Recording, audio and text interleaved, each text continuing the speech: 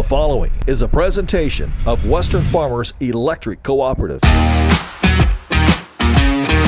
Anadarko Headquarters held training the morning of Wednesday, October 5th, which included medical marijuana safety-sensitive training from Laura Finley, the annual benefits updates for open enrollment with HR, and fire training from Firetrol.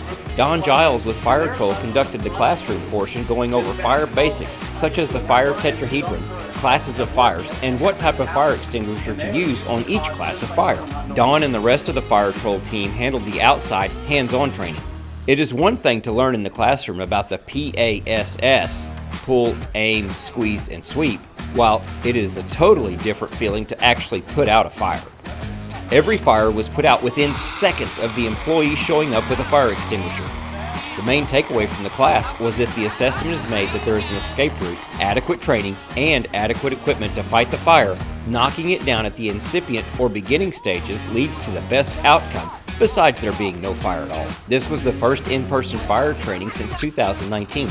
Firetrol held training sessions at the Moore office for T&D's biannual safety meeting at Anadarko Headquarters and Mooreland. Training is also scheduled for Hugo. This will replace one of our online Safety U modules, fire extinguisher training.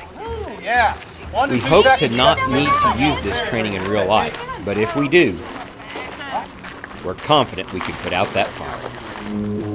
Like a pro. Nice job. Nice job.